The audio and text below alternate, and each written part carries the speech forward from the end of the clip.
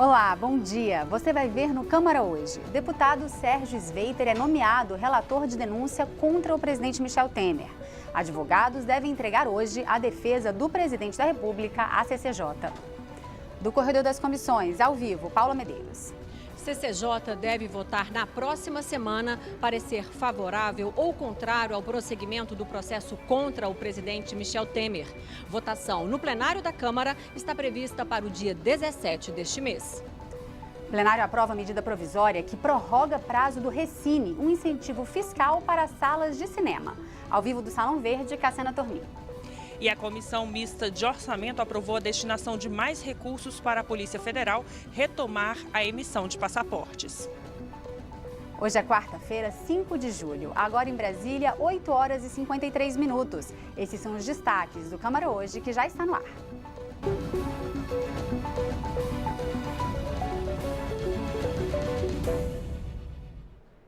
A Comissão Mista de Orçamento aprovou ontem à tarde um projeto que garante à Polícia Federal 102 milhões e 400 mil reais para retomar a emissão de passaportes, suspensa desde a terça-feira da semana passada.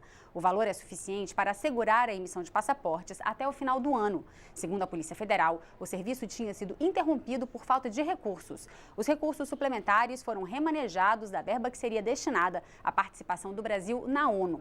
O texto agora precisa ser votado em uma sessão do Congresso Nacional e depois segue para a sanção do presidente.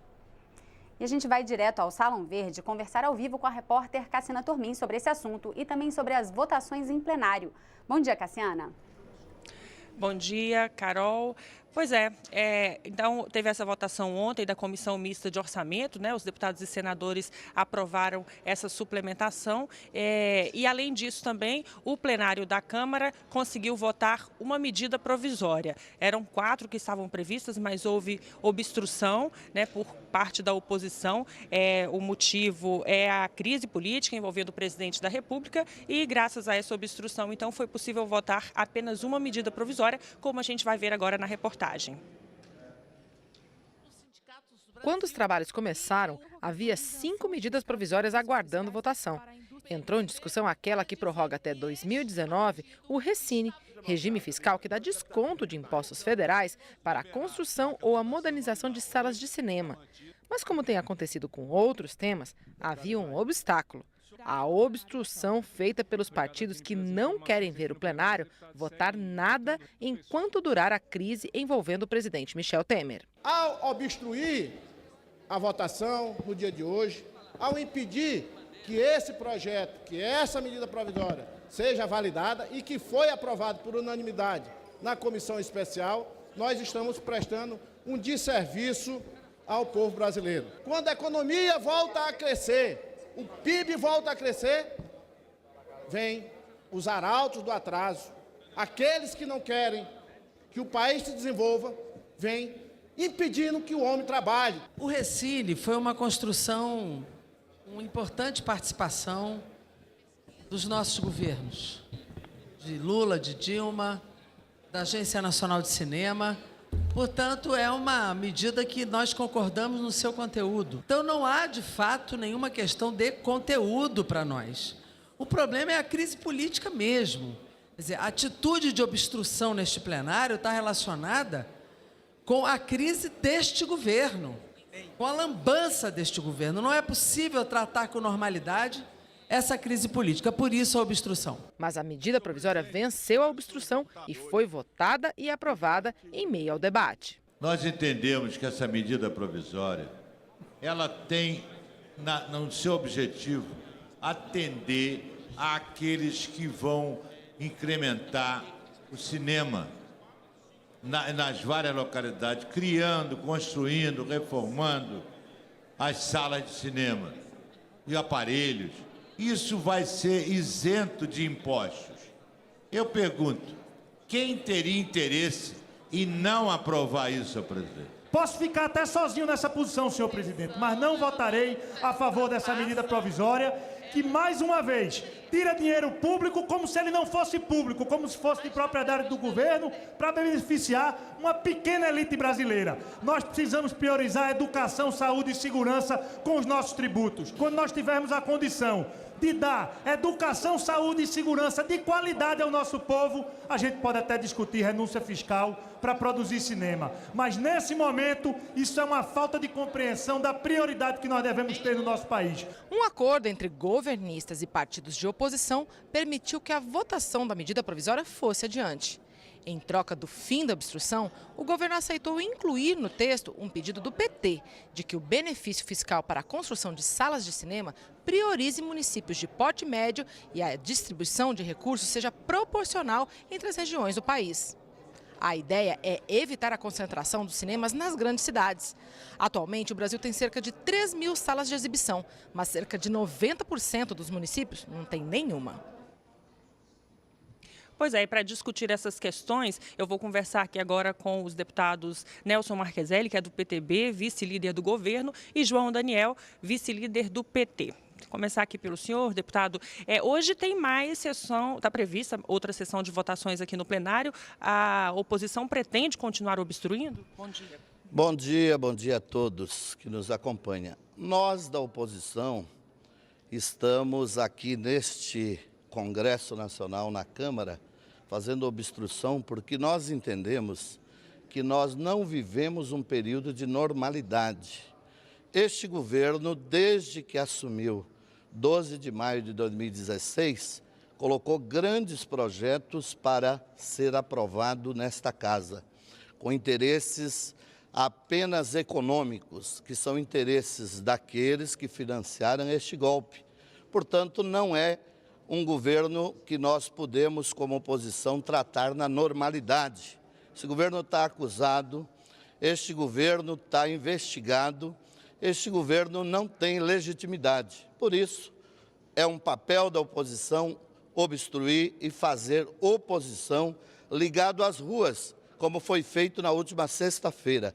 Grandes mobilizações contra as reformas trabalhistas, contra a reforma da Previdência e retirada de direitos. Por isso, vamos continuar obstruindo. Como é que o senhor vê essa aprovação ontem na Comissão Mista de Orçamento desse recurso suplementar aí para a emissão de passaportes?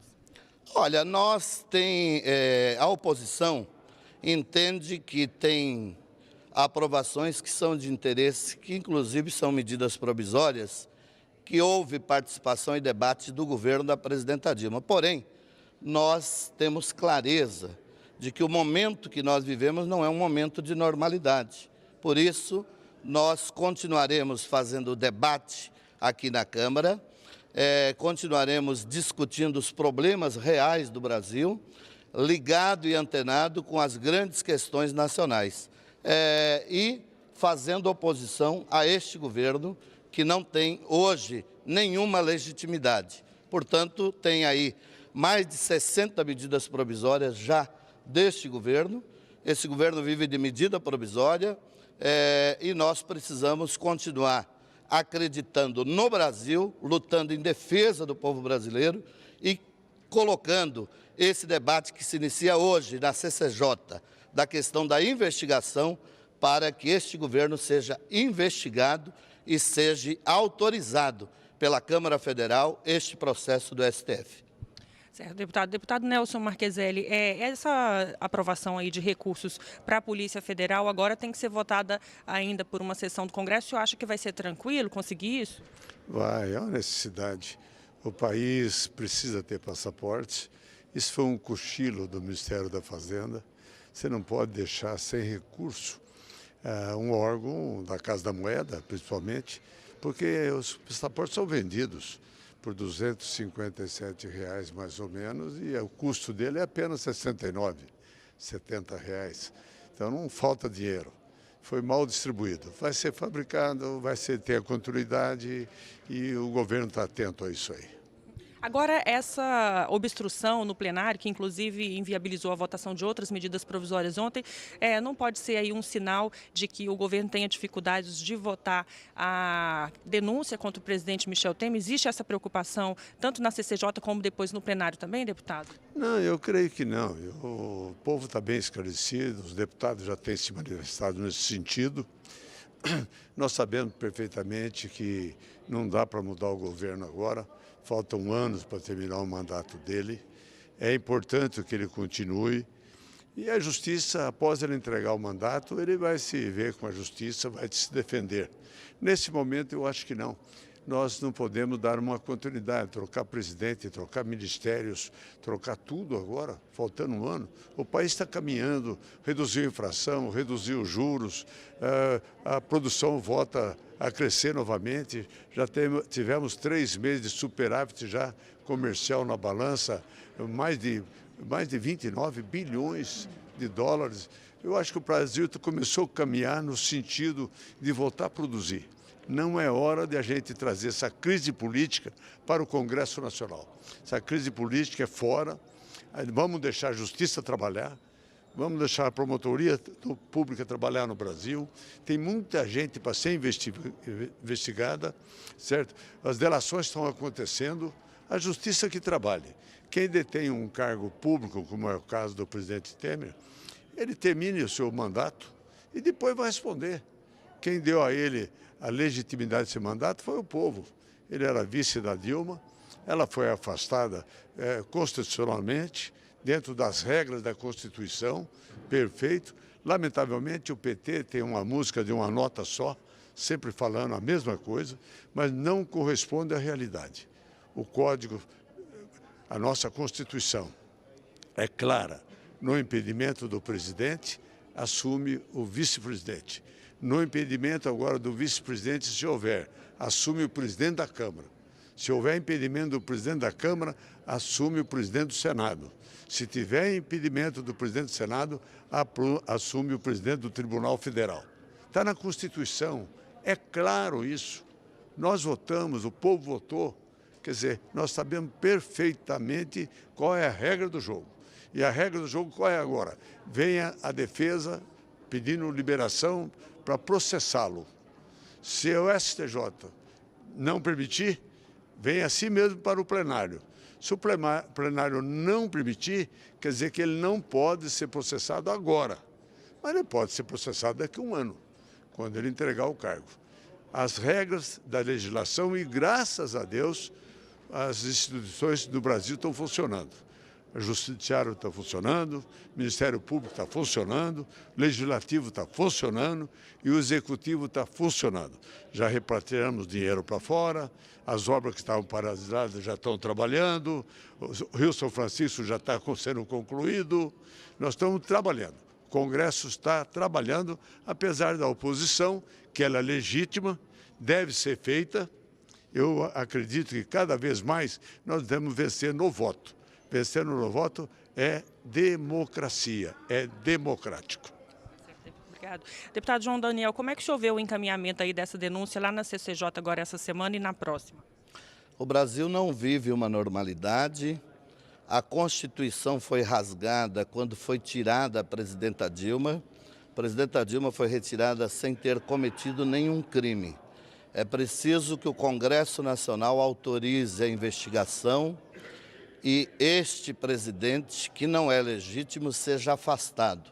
Na CCJ, nós cumpriremos o nosso papel de brasileiro, de defender que tudo seja investigado, que vá para o plenário, que o plenário vote abertamente se defende ou não a investigação, para que todos os deputados e deputadas se posicionem perante o povo.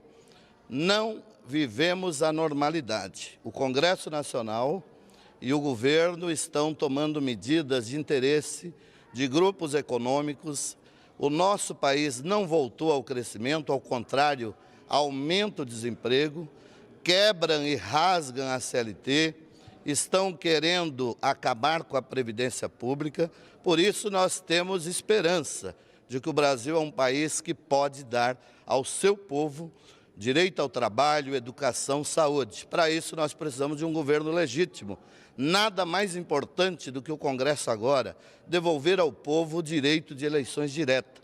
Nós precisamos eleger um presidente da República de origem do voto popular do povo brasileiro. Este governo não é legítimo, este governo está comprometido com interesses econômicos, este governo está denunciado e preso vários dos seus ministros e aliados que coordenaram esse golpe. Portanto, nós vamos continuar fazendo oposição, mas não é oposição contra o Brasil, é oposição em defesa de um Brasil onde o povo brasileiro seja respeitado e tenha um governo legítimo. E a economia melhora quando tem um governo que invista no nosso mercado interno, num projeto nacional. Este governo está com todo o compromisso nas grandes corporações internacionais e não na nossa agenda nacional. Obrigado, deputado João Daniel. Obrigado, deputado Nelson Marcheselli. A gente vai voltar no estúdio, então, com você, Carol. Obrigada, Cassiana. Obrigada, deputados. Vamos ver como é que esse embate se reflete aí dentro do plenário. O deputado Sérgio Sveiter, do PMDB do Rio de Janeiro, será o relator da denúncia da Procuradoria-Geral da República contra o presidente Michel Temer. O anúncio foi feito pelo presidente da Comissão de Constituição e Justiça. O presidente da CCJ, deputado Rodrigo Pacheco, bem que tentou evitar, mas a sessão desta terça-feira na comissão foi dominada pela denúncia da PGR contra o presidente da República, Michel Temer.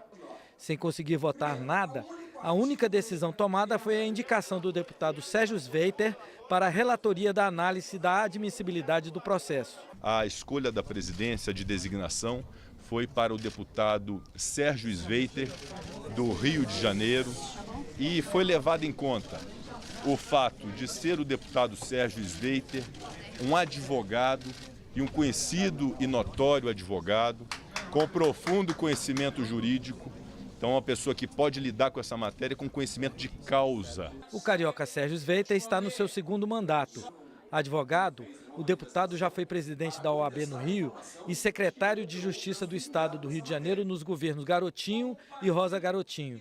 Foi também presidente do Superior Tribunal de Justiça Desportiva, onde atuou por 11 anos. Tendo passado pelo PDT e depois pelo PSD, Sérgio Sveiter é do mesmo partido de Michel Temer, mas garante que tem isenção para conduzir o processo. Eu tenho independência, eu sou um deputado federal no segundo mandato, e tenho total independência e tranquilidade. Eu não tenho esse problema de pressão, comigo não tem pressão. Quem anda com Deus não teme nada e graças a Deus me sinto em condições de desenvolver um bom trabalho. Pelo regimento interno, após o presidente Temer apresentar a sua defesa, a Comissão de Constituição e Justiça e de Cidadania tem até 5 sessões para concluir a análise que será levada ao plenário.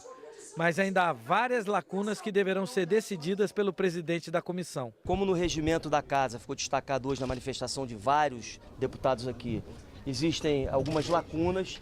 O presidente Rodrigo Pacheco terá a missão de definir os procedimentos que serão adotados, a forma que será conduzido o procedimento aqui. Todas as questões de ordem, todos os requerimentos, inclusive para esclarecimento do procedimento, vão ser apreciadas pela presidência da CCJ e decididas no momento oportuno para deixar o procedimento mais transparente, mais claro possível e mais democrático e juridicamente adequado. É preciso se garantir o devido processo legal e garantir a amplitude de defesa do presidente da República no âmbito da Câmara dos Deputados. Os advogados de Temer disseram que vão entregar hoje a defesa do presidente da República à comissão.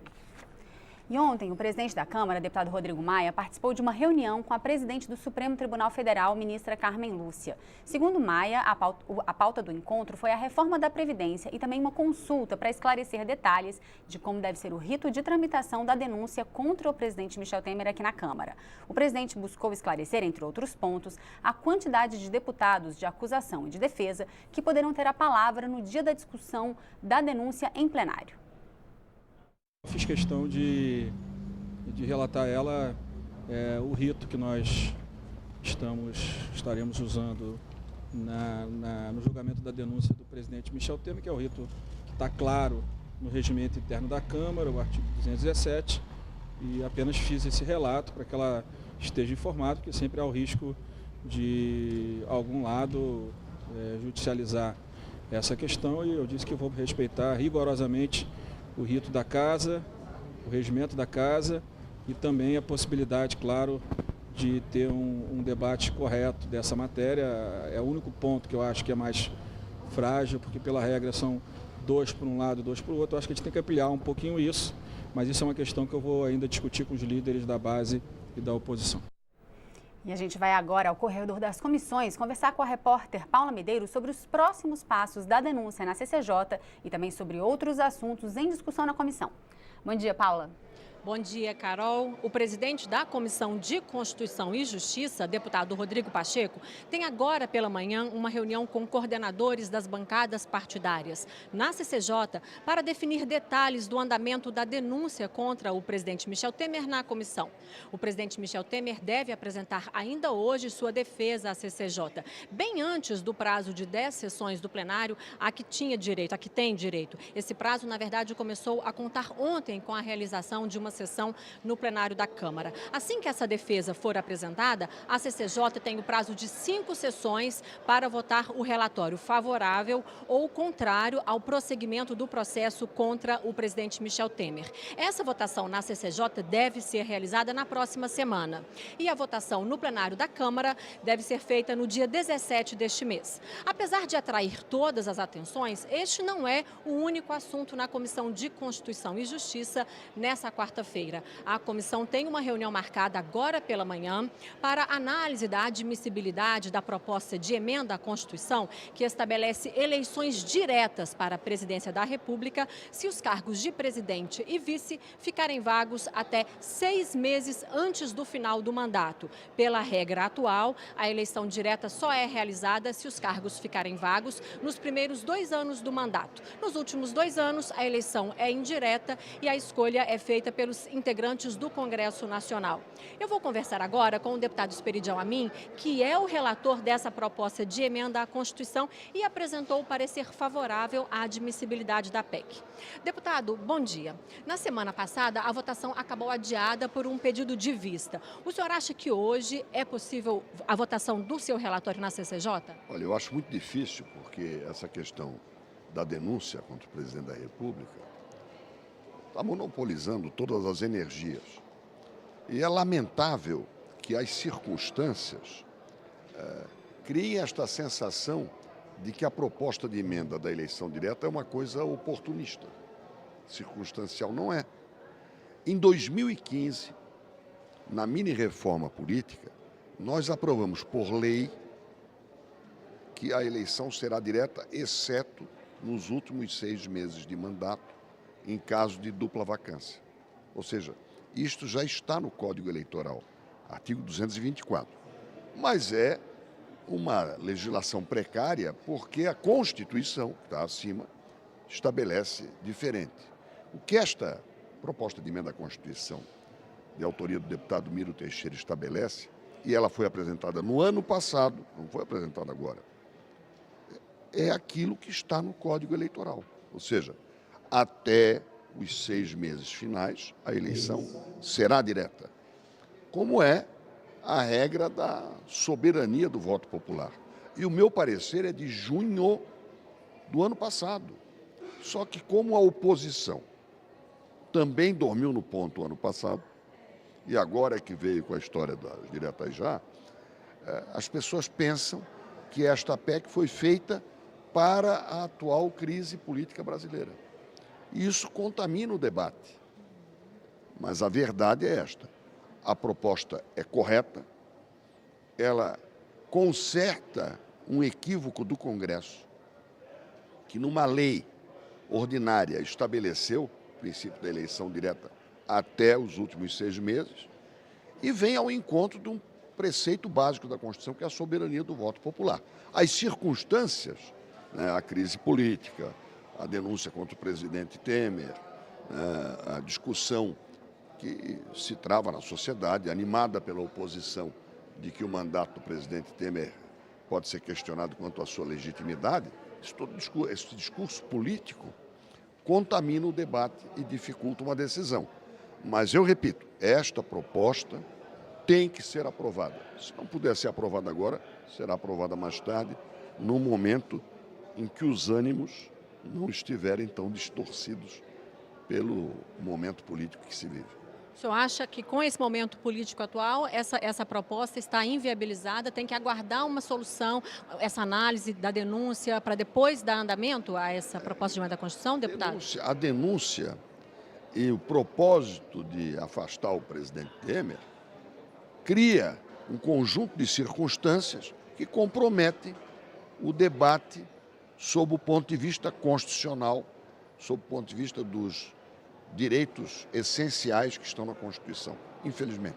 Agora, o que o senhor espera das próximas reuniões da CCJ para análise dessa denúncia contra o presidente Michel Temer? É isso que vai monopolizar. Nós ouvimos aí que o artigo 217 esclarece tudo.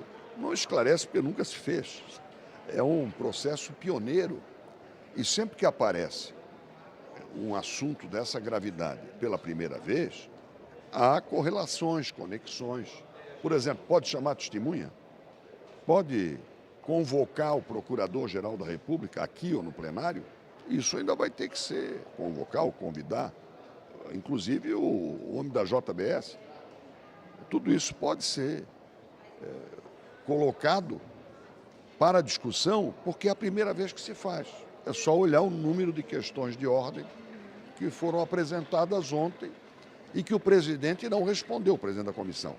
Ele recolheu para examinar. Por quê? Porque é um fato inédito.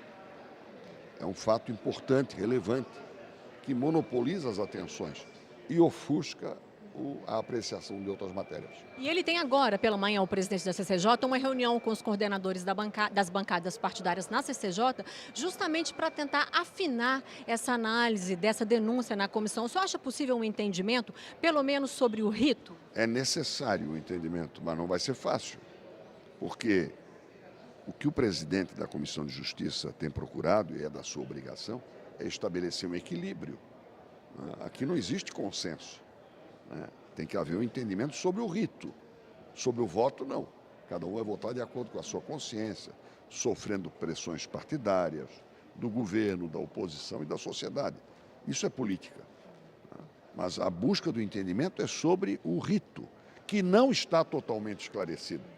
Tanto é que as questões de ordem foram apresentadas, o presidente as recolheu, o presidente Rodrigo Pacheco, e deve responder nas próximas horas, mas não vai ser fácil. O senhor acha inevitável que essa situação toda acabe em questionamentos no Supremo Tribunal Federal, deputado? Não, não acho inevitável.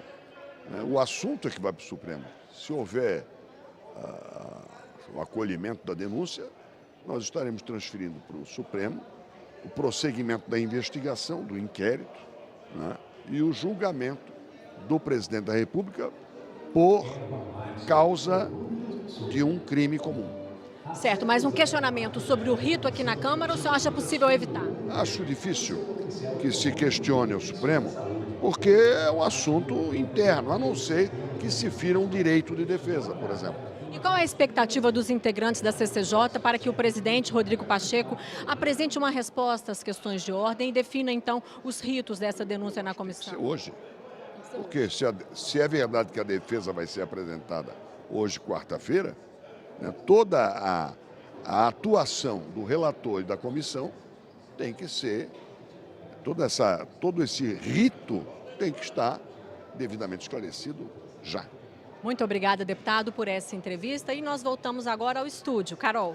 Obrigada, Paulo. Ou seja, o assunto é diretas, mas pelo jeito que vai dominar mesmo essa questão da denúncia. Você já viu nessa edição do Câmara Hoje, o deputado Sérgio Sveiter, do PMDB do Rio, é o relator na CCJ da denúncia contra o presidente Michel Temer por crime de corrupção passiva. O presidente da Câmara discute com a presidente do STF, ministra Carmen Lúcia, o rito de análise da denúncia contra Temer em plenário. Agora em Brasília, 9h21, e você vai ver depois do intervalo. Comissão Especial da Reforma Política, que analisa o fim das coligações partidárias em eleições proporcionais, realizou sua primeira audiência pública. E mais. Bicicleta Brasil. Aprovado o programa que prevê investimentos de 15% das multas de trânsito em infraestrutura para incentivar o uso da bicicleta em municípios com mais de 20 mil habitantes.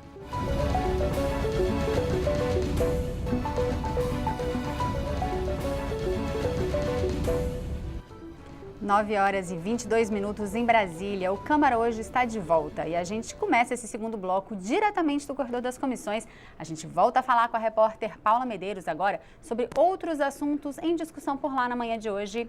O assunto agora, Paula, é desenvolvimento urbano, é isso? Isso mesmo, Carol. A Comissão de Desenvolvimento Urbano aqui da Câmara realiza agora pela manhã um fórum de desenvolvimento urbano. É uma parceria da comissão com o Conselho de Arquitetura e Urbanismo do Brasil. O deputado Givaldo Vieira é o presidente da Comissão de Desenvolvimento Urbano e veio aqui conversar com a gente justamente sobre este evento. Deputado, qual a expectativa do senhor para esse encontro? Bom dia. Bom dia, Paula. Nós estamos iniciando hoje este fórum interativo que será mensal. A ideia é que regularmente a Comissão de Desenvolvimento Urbano possa levar para os brasileiros a oportunidade de debater e aprofundar temas importantes do desenvolvimento urbano, ou seja, das cidades brasileiras. Neste tema de hoje, estamos tratando o aspecto da lei de licitações e o espaço urbano brasileiro, porque é através da lei de licitações que se pode fazer as obras públicas. E nós estamos ouvindo, com a participação do IAB, o Instituto de Arquitetos do Brasil, através do seu presidente, Sérgio Magalhães, e também do CAU, do Conselho de Arquitetura do Brasil, através do seu presidente, Haroldo Pinheiro, observações, aprofundamentos sobre aspectos da legislação de licitações e como que elas hoje, na visão desses órgãos, estão impactando negativamente na possibilidade de se ter obras públicas num bom espaço de tempo e com uma boa qualidade, que o brasileiro hoje necessita dessas construções. O Sérgio Magalhães já nos adiantou na sua exposição que nos próximos 25 anos as cidades brasileiras vão construir mais 40% do que já foi construído.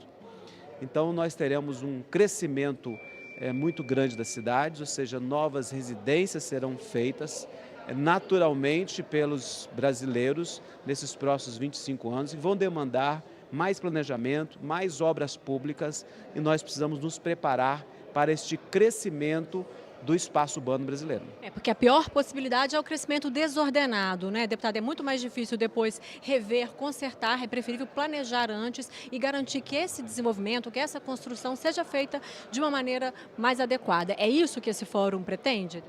Esse é um aspecto, né? Hoje estamos abordando a necessidade de um planejamento antecipado, debatido com as cidades, para que as obras públicas futuras já estejam planejadas.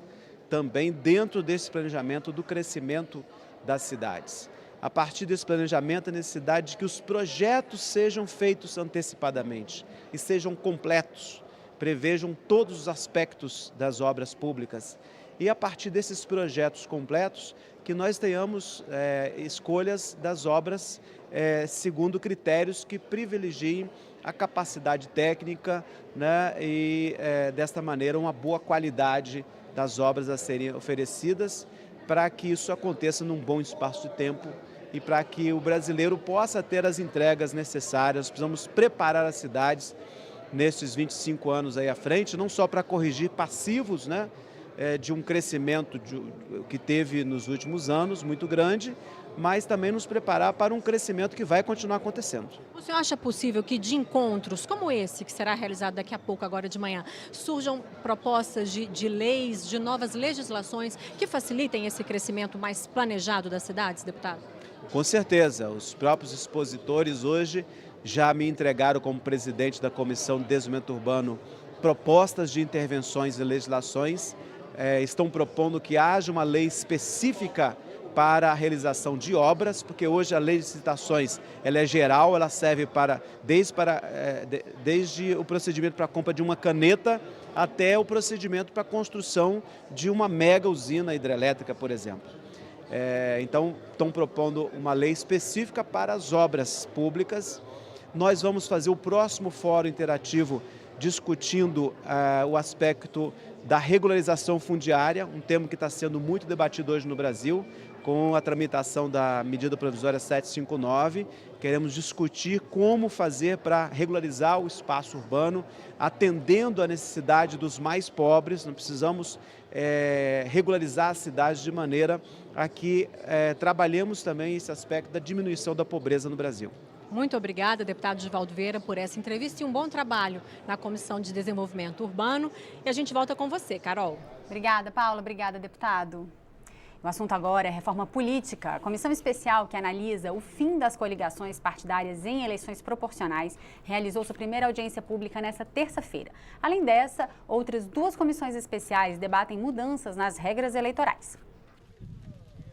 Na hora de disputar as eleições para a Câmara, por exemplo, os partidos podem se unir a outros, o que ajuda a reunir mais votos, inclusive para partidos pequenos que sozinhos não conseguiriam isso. A crítica é que essa regra estimulou a sobrevivência de pequenos partidos. Henrique Neves foi ministro do Tribunal Superior Eleitoral e avisa: mexer num ponto afeta também outros. A coligação ela causa uma distorção ao nosso sistema. Ela não é benigna, mas acabar com ela não é a solução simples. Temos que acabar com as coligações e temos que fazer o ajuste nas demais regras para um sistema eleitoral sem coligações. Discutir coligação significa discutir também quociente eleitoral. Outro tema que vem de mãos dadas com esses é a cláusula de barreira. Todos trabalham no sentido de reduzir o número de partidos. Eu acho que vai botar a política dentro da realidade. Isso vai proteger a democracia para evitar aventuras de partidos políticos que viraram verdadeiros cartórios eleitorais sem programas ideológicos, partidários, programáticos e que não ajudam a democracia brasileira. É preciso entender essa discussão dentro do contexto mais amplo da política. Só na Câmara são 3 frentes diferentes de reforma e elas só fazem sentido quando analisadas em conjunto, porque assim indicam um destino bem claro, a questão do financiamento, ou seja, de quem paga pela democracia. Nós até admitimos que se estabeleça o fim da coligação proporcional e alguma cláusula de desempenho, se isso for um processo de contribuição para alterarmos de forma profunda e mais definitiva o modelo de financiamento. Financiar a democracia tem um custo e que fica mais barato financiar claramente com recurso, às vezes repassado do Tesouro, com controle, do que esse sistema perverso que a gente viu, né, de vinculação do sistema privado com o sistema público, porque isso gerou a crise que nós estamos vivendo. 28 de julho é o Dia Mundial de Luta contra as hepatites virais, mas a Câmara dos Deputados se antecipou e promoveu uma mobilização. Quem passou pelo rol da taquigrafia recebeu informações e pôde fazer o exame que detecta a doença. Hepatite é inflamação do fígado, que pode ser causada por vírus, uso de remédios, álcool e outras drogas, além de doenças autoimunes, metabólicas e genéticas. É uma doença silenciosa, que nem sempre apresenta sintoma. A hepatite C é uma doença que é silenciosa, que não dá aviso nenhum até o momento que ela se manifeste.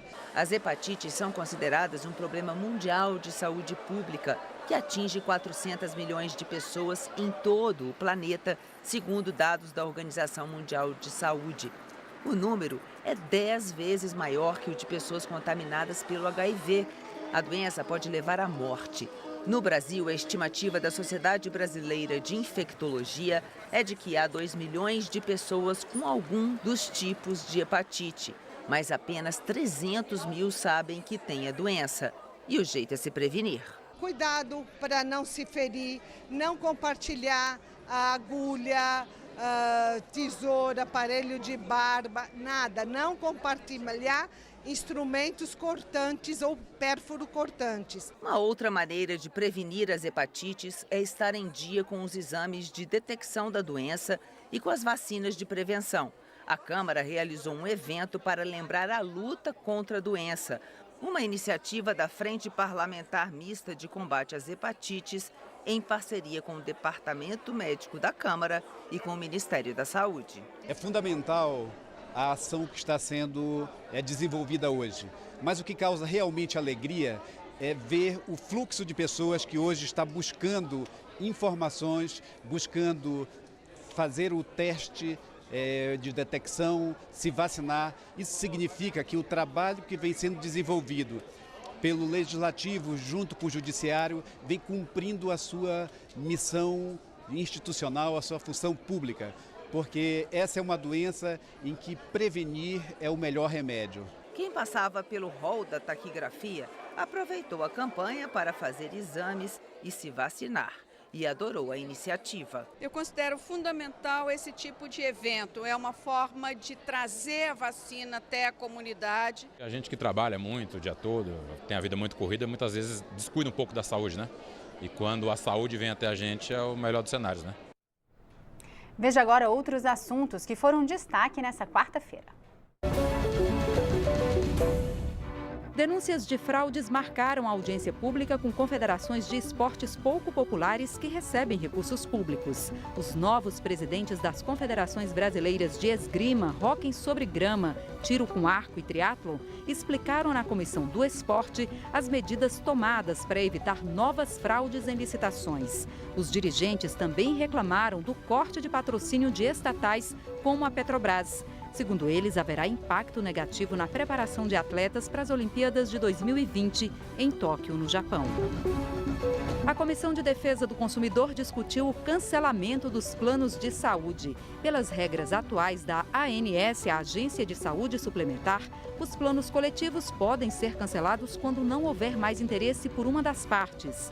Já os planos individuais só podem ser cancelados pelas operadoras se houver inadimplência do beneficiário acima de 60 dias ou se for constatada fraude na contratação.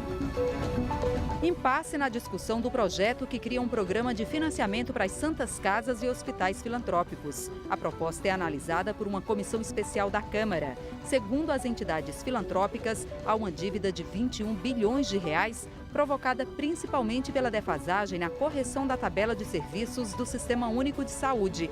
E a proposta pode ajudar na recuperação do setor. Mas os representantes dos bancos públicos querem mudar alguns pontos do projeto para viabilizar os empréstimos às instituições. Aprovado na Câmara o programa Bicicleta Brasil. A ideia é investir 15% das multas de trânsito em infraestrutura para incentivar o uso da bicicleta em municípios com mais de 20 mil habitantes. Com a bolsa na cestinha e umas roupas para trocar, a servidora pública Bruna Barbosa de Lima se organiza para ir ao trabalho de bicicleta. Ela mora na 208 Norte, em Brasília, e percorre aproximadamente 10 quilômetros pedalando. O caminho é feito entre a pista, ciclovias e uma bela paisagem. Os benefícios são diversos, né? Desde a facilidade de achar vaga, de não ter que brigar para estacionar o carro, o trânsito, né? Que você não tem, né? Tem esse percurso agradável no meio das árvores, vendo as pessoas e ainda faço um exercício. O percurso de Bruna é tranquilo. Ela mora perto do trabalho e conta com ciclovias. Mas essa não é a realidade da maior parte do país. O último levantamento do Ministério da Saúde revela que mais de 1.300 ciclistas morreram no Brasil vítimas de acidentes de trânsito em 2014. O coordenador da ONG Rodas da Paz cobra mais espaços e segurança para os ciclistas. Se o Brasil quer que a bicicleta seja um meio de transporte que seja adotado por uma parte significativa da população, ele tem que dar estrutura para isso. Que essa estrutura vai ser a que vai possibilitar mais pessoas andarem com mais segurança, trazer aqueles ciclistas ou aquelas pessoas que são novas na bicicleta para esse transporte no dia a dia. Então essa estrutura vai dar essa segurança. E a outra é a educação no trânsito. O programa Bicicleta Brasil, aprovado pela Comissão de Constituição e Justiça da Câmara, quer investir em infraestrutura para incentivar o uso da bicicleta em municípios com mais de 20 mil habitantes. A proposta prevê o uso de 15% do valor arrecadado com multas de trânsito para aumentar ciclovias e bicicletários. E passarmos efetivamente a vivenciar a experiência da bicicleta como meio de transporte, de lazer, meio de transporte para ir ao trabalho, para ir à escola, né? Integrando inclusive com os outros modais. Aí está previsto inclusive essa possibilidade de integração. O programa também quer investir em campanhas para divulgar os benefícios da bicicleta. Junto à sociedade, veículos de comunicação, para que possa realmente mostrar que é vantajoso para pessoas, principalmente quando a distância não é muito grande, você utilizar outros meios e não o carro. O projeto segue agora para análise do Senado. E a gente volta a falar sobre a tramitação da denúncia contra o presidente Michel Temer na CCJ, porque a repórter Paula Medeiros está com o presidente da Comissão de Constituição e Justiça ao vivo para conversar com a gente. Paula. Oi, Carol, isso mesmo. Eu converso agora com o deputado Rodrigo Pacheco, presidente da CCJ. Deputado, o senhor tem uma reunião agora com os representantes das bancadas partidárias na CCJ. O que o senhor espera desse encontro? Bom, nós chamamos para a reunião os coordenadores dos partidos que integram a Comissão de Constituição e Justiça, para que nós possamos estabelecer um procedimento que seja consensual em relação à apreciação dessa autorização ou não da denúncia criminal contra o presidente da República. Questões relativas à oportunidade da defesa se manifestar, da dinâmica sobre a discussão a respeito dessa matéria, se haverá ou não requerimento de encerramento da discussão ou se todos os deputados poderão falar, aqueles que desejarem e que se inscrevam no momento oportuno. Então são questões procedimentais, naturais, e a melhor forma de se construir isso é, primeiro, observar o regimento da Casa, os princípios de direito, e segundo, obter um consenso do plenário, dos coordenadores, para que a gente possa caminhar isso com a maior eficiência e transparência possível. O fato de ser a primeira vez que a Câmara analisa esse tipo de denúncia e o fato também de existir algumas lacunas no regimento dificultam esse entendimento, deputado? Ou o senhor acha possível chegar a um acordo com os líderes, pelo menos um acordo de procedimentos de rito? Se houvesse uma previsão regimental absolutamente clara sobre todos os aspectos inerentes a esse rito, obviamente seria mais fácil. Mas não digo que seja difícil, não. Todos querem uma mesma coisa, que se chegue a um resultado final dessa apreciação na CCJ através de um meio que seja um meio lícito, legítimo, transparente, ou seja, uma forma que se possa fazer chegar a um resultado justo. Então eu acredito muito no bom senso de todos os partidos, de todos os coordenadores, num ambiente que é muito rico de ideias, de muita qualidade dos deputados, que é a Comissão de Constituição e Justiça. Já existe, por exemplo, um requerimento para ouvir o Procurador-Geral da República, Rodrigo Janot, na CCJ. O senhor acha isso possível? Todos esses requerimentos, e que se confundem inclusive com questões de ordem que foram apresentadas ontem na reunião da comissão, serão apreciados e decididos fundamentadamente à luz do regimento, à luz da Constituição. Então nós vamos dar uma resposta a cada um desses requerimentos. Nós só temos que lembrar que este procedimento agora de autorização ou não do processamento criminal, ele tem esta finalidade, a de dar admissibilidade ou não à acusação e ao processamento perante o Supremo Tribunal Federal. Em tese, não caberia essa dilação probatória neste ambiente. Então é um processo, um procedimento na Câmara diferente do processo de impeachment em que se permitiu isso. Mas tudo isso será decidido oportunamente, devidamente e com base em fundamentos jurídicos. O senhor recebeu ontem várias questões de ordem. O senhor pretende apresentar as respostas para essas questões de ordem ainda hoje, deputado? Eu pretendo fazer ainda hoje, até porque os deputados querem essa resposta e a própria Comissão de Constituição e Justiça, de maneira geral, que é uma definição quanto a esses procedimentos. Então, tentaremos agilizar ao máximo essas respostas através das respectivas decisões. O prazo para a votação na CCJ no dia 12 e no plenário da Câmara no dia 17, o senhor acha possível cumprir esse calendário? É possível, desde que se garanta o cumprimento do regimento, as prerrogativas parlamentares dos deputados discutirem isso com lisura, com o máximo de flexibilidade possível, para se chegar a um resultado equilibrado. Nós não podemos também atropelar aquilo que é razoável, que é constitucional, que é regimental. Então, observado esse rito adequado, se chegar dentro desse prazo, tanto melhor, que se resolve isso de uma maneira definitiva. Eu acho que toda a sociedade quer esse resultado definido. Em que data o senhor pretende colocar em votação esse relatório aqui na CCJ? Vai depender da apresentação da defesa escrita do presidente da República através dos seus advogados, porque só a partir de então é que se contará o prazo da CCJ para a formulação do parecer. Tão logo se apresente essa defesa, o relator deve apresentar o seu parecer em alguns dias, porque ele tem que examinar a defesa também, e na sequência nós vamos submeter imediatamente a apreciação da CCJ para a discussão da matéria. O senhor acha possível que os partidos cheguem a um entendimento aqui na Câmara para evitar futuros questionamentos no Supremo Tribunal Federal quanto ao rito dessa denúncia? Eu acho possível, temos maturidade suficiente para entendermos que nós temos que ser obedientes ao regimento, aos princípios de direito e à Constituição Federal. Não podemos nunca sacrificar, por exemplo, o direito de defesa do presidente, que tem o direito de se manifestar nessa reunião. Como podemos estabelecer um rito quanto ao encerramento ou não da discussão, permitindo que os parlamentares, todos inscritos, possam se pronunciar.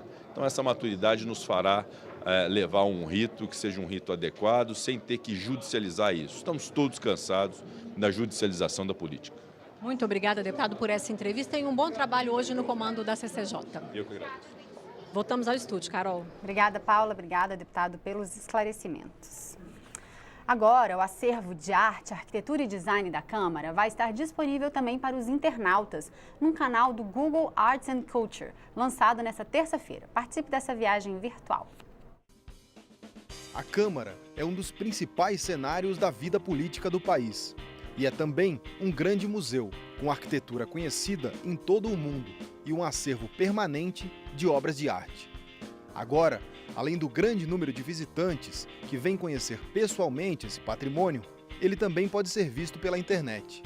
A Câmara lançou o seu canal no Google Arts and Culture, uma oportunidade para os navegadores conhecerem obras de arte e peças de design de artistas nacionais representativos de várias tendências, muitos deles acompanhados dos seus esboços. Os internautas também podem visualizar, em alta definição, objetos culturais presenteados por representantes de vários países em visita ao edifício da Câmara em Brasília e a antiga sede, no Rio de Janeiro, o Palácio Tiradentes. Outra opção é fazer um passeio virtual pelos ambientes internos e pelo entorno dos dois prédios. A gente deu um passo importante hoje, que foi inaugurarmos esse canal. Eu tenho certeza que essa parceria com o Google só vai ampliar. Se depender da Câmara dos Deputados e desse secretário que vos fala, certamente que o Google terá um apoiador, terá um parceiro para ampliar essa parceria. O parceiro começa com uma coleção e a tendência é aumentar, porque o parceiro vai, inclusive, aprendendo a mexer com a plataforma cada vez mais e vai identificando oportunidades de colocar mais e mais e mais histórias no coração da plataforma. Para chegar ao canal, basta acessar google.com/culturalinstitute/beta e em seguida buscar pela Câmara dos Deputados. O aplicativo da plataforma também está disponível nas lojas do Google e da Apple. Vamos saber agora das últimas informações com as nossas repórteres, com a Cassiana Turmin, com a Paula, que está no corredor das comissões. A gente começa conversando com a Cassiana para saber as últimas informações do plenário. Cassiana. Pois é, agora de manhã, nesse momento, o presidente da Câmara, deputado Rodrigo Maia, está participando de um café da manhã com líderes na residência oficial. Às 10h30 está agendada também uma outra reunião com líderes de todos os partidos aqui na Câmara para discutir a pauta de votações do plenário. E está agendada uma sessão extraordinária no começo da tarde, um pouco antes do horário regular de sessões, para tentar antecipar a votação de medidas provisórias e outras proposições que estão na pauta do plenário. Carol. Obrigada, Cassiana. Bom dia. A gente conversa agora com a Paula Medeiros, novamente do Corredor das Comissões. Paula. Oi, Carol. Várias comissões permanentes aqui da Câmara têm reuniões ordinárias marcadas para amanhã de hoje. As reuniões ordinárias são aquelas em que as comissões votam os projetos em análise aqui na Câmara. Além disso, as comissões têm também audiências públicas e seminários previstos para esta manhã. A Comissão de Educação, por exemplo, realiza um seminário para analisar os 3 anos do Plano Nacional de Educação, o PNE. Uma outra audiência pública será realizada também na manhã de hoje pela Comissão de Minas e Energia. Lá, o assunto vai ser a situação do setor de energia fotovoltaica. E uma outra audiência pública que eu vou destacar é a da Comissão de Relações Exteriores. Eles têm um encontro para discutir a situação dos projetos estratégicos das Forças Armadas, os acordos internacionais do Brasil no setor de defesa e também os projetos do Exército para o desenvolvimento tecnológico nesse setor. Estes são os principais destaques aqui no corredor das comissões. Só lembrando que todas as atenções hoje estão voltadas para a Comissão de Constituição e Justiça, que analisa o processo contra o presidente Michel Temer. Carol. Isso aí, Paula. Obrigada pelas informações. E nessa edição do Câmara hoje você viu, o deputado Sérgio Sveiter, do PMDB do Rio, é o relator na CCJ da denúncia contra o presidente Michel Temer por crime de corrupção passiva. O presidente da Câmara discutiu com a presidente do STF, ministra Carmen Lúcia, o rito de análise da denúncia contra Temer em plenário. A Comissão Especial da Reforma Política, que analisa o fim das coligações partidárias em eleições proporcionais, realizou sua primeira audiência pública. Foi aprovado o programa que prevê investimentos de 15% das multas de trânsito em infraestrutura para incentivar o uso da bicicleta em municípios com mais de 20 mil habitantes. E essa edição do Câmara Hoje está chegando ao fim. Nós podemos voltar a qualquer momento durante a nossa programação com mais informações para você. Hoje é quarta-feira, 5 de julho. Nesse momento em Brasília, 9 horas e 47 minutos. Para você, um ótimo dia. Tchau.